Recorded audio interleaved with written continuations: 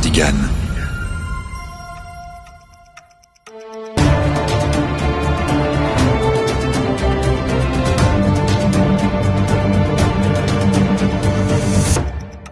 Les 15 premières vies d'Harry Auguste, de Claire North. Quelques considérations sur la mémoire. Les Kalachakras, les Ouroboriens, ceux d'entre nous qui revivent les mêmes événements historiques en une boucle perpétuelle, bien que nos choix de vie puissent changer d'une fois sur l'autre, autrement dit, les membres du cercle Cronus oublient. Certains considèrent cela comme une bénédiction, une chance de redécouvrir des choses dont ils ont déjà fait l'expérience, de conserver une part d'émerveillement face à l'univers. Une impression de déjà-vu hante les plus anciens d'entre nous. Ils savent qu'ils ont déjà vécu tout cela auparavant, mais ne se rappellent plus exactement quand. Pour d'autres, la mémoire faillible de nos semblables est la preuve que malgré notre condition, nous restons humains. Notre corps vieillit et connaît la douleur, et après notre mort, les générations suivantes peuvent venir sur notre tombe pour en exhumer notre cadavre pourrissant et conclure que, oui, ceci est bien la dépouille du feu Harry Auguste, même s'il est impossible de dire ce qu'est devenu son esprit. Les implications sur la notion de réalité sont trop nombreuses pour que nous en discutions ici, mais on en revient toujours à l'esprit. C'est l'esprit qui voyage à travers le temps pendant que la chair se décompose. Nous ne sommes ni plus ni moins que des esprits. Or, il est normal que l'esprit humain soit imparfait et sujet à l'oubli. Ainsi, nul ne se souvient qui fonda le cercle Cronus, même si tous les membres ont joué un rôle dans sa création. Il se peut que l'Ouroborien qui a pris la première décision ne s'en souvienne pas lui-même et qu'il s'interroge avec tous les autres. Lorsque nous mourrons, c'est comme si le monde se réinitialisait, et seule notre mémoire témoigne encore des actes que nous avons accomplis, ni plus ni moins. Mais moi, je me souviens de tout, parfois avec une telle intensité que j'ai l'impression de le revivre plutôt que de m'en souvenir. Alors même que je m'adresse à toi, je revois le soleil se coucher sur les collines et la fumée brunâtre qui s'élevait de la pipe de Ferson lorsqu'il s'assit sur la terrasse sous ma fenêtre, le regard tourné vers le terrain de croquet intact. Je ne puis recréer le cours exact de mes pensées, du fait qu'elles n'étaient pas articulées sous forme de mots et que je n'ai donc pas de construction verbale à laquelle me fier, mais je peux te dire à quel moment exact j'ai pris ma décision, où je me trouvais et ce que j'avais sous les yeux. J'étais assis sur mon lit, et je regardais un tableau rustique montrant des fermes peintes dans des tons gris et verts, avec un épagnol qui aboyait et bondissait sur ses pattes maladroites, semblables à celles d'un lapin. « D'accord, mais à une condition. »« Laquelle ?» interrogea Ferson. « Je veux tout savoir sur le cercle Cronus. » Il ne réfléchit que quelques instants avant d'accepter. Ainsi commença ma première et presque ma seule tentative pour influer sur le cours des événements temporels. Je commençai par peindre un tableau général de la situation à venir. Ferson fut ravi d'apprendre la chute de l'Union soviétique, mais je vis bien que son ravissement était teinté de scepticisme, comme s'il craignait que je n'invente les platitudes qu'il voulait entendre. Il réclama des détails, toujours plus de détails. Tandis que je lui parlais de la perestroïka et de la glasnost, de la chute du mur de Berlin, de l'ouverture des frontières de l'Autriche, de l'exécution de Ceausescu, il ne cessa de faire passer des notes à ses assistants pour leur demander de vérifier les noms que j'indiquais, afin de s'assurer qu'il y avait bien un Gorbatchev au Kremlin et d'évaluer s'il pouvait réellement devenir un allié crucial dans la destruction de sa propre nation. Ferson ne s'intéressait pas seulement à la politique.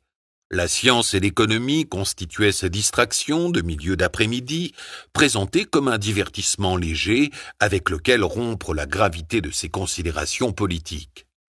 Mes connaissances personnelles ne lui étaient pas d'un grand secours.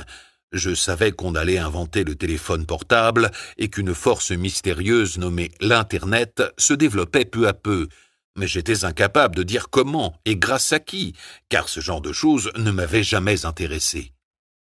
Ferson se moquait de tout ce qui concernait la politique nationale, mais adaptait ses questions aux réponses que je lui faisais et cherchait à me soutirer de plus en plus de détails alors que je m'efforçais de m'en tenir à des généralités.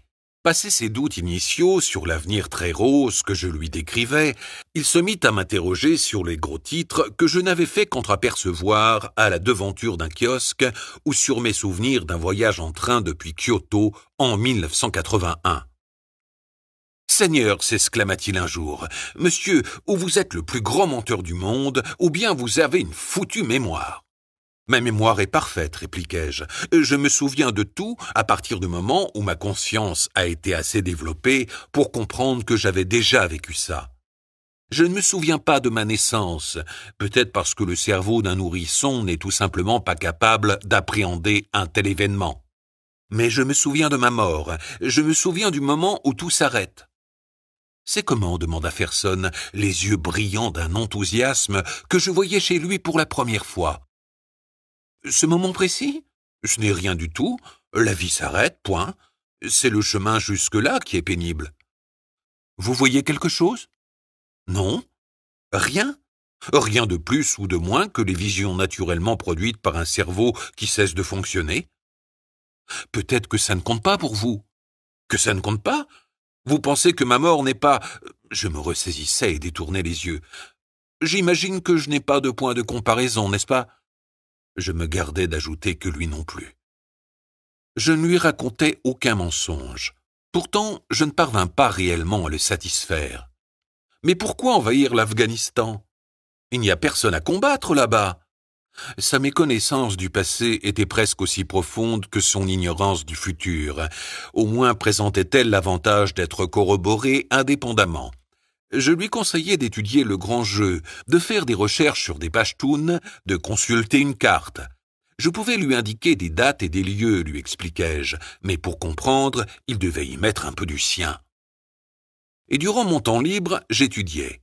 Ferson avait tenu parole. Je me documentais sur le cercle Cronus.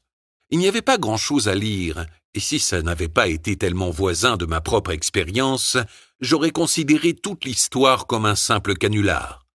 Je tombais d'abord sur une référence à une société athénienne fondée en l'an 56, réputée pour sa sélectivité et pour l'érudition de ses membres.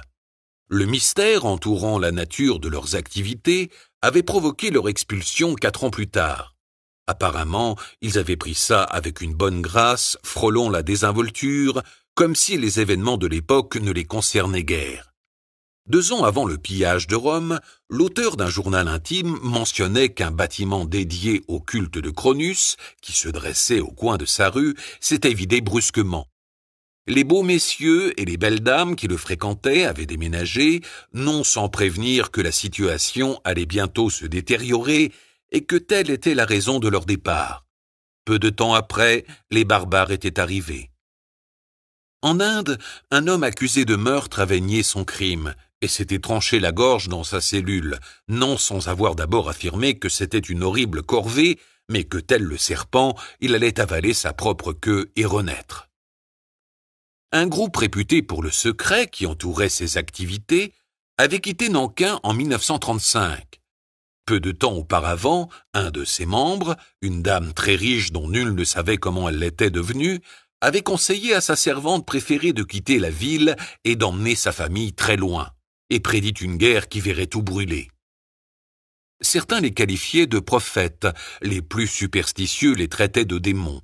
Quelle que soit la vérité et où qu'ils aillent, les membres du cercle Cronus semblaient avoir un don pour éviter les ennuis et pour passer inaperçus. D'une certaine façon, le dossier que Ferson avait constitué sur eux provoqua sa propre chute, car en le lisant, je commençais pour la première fois à m'interroger au sujet du temps.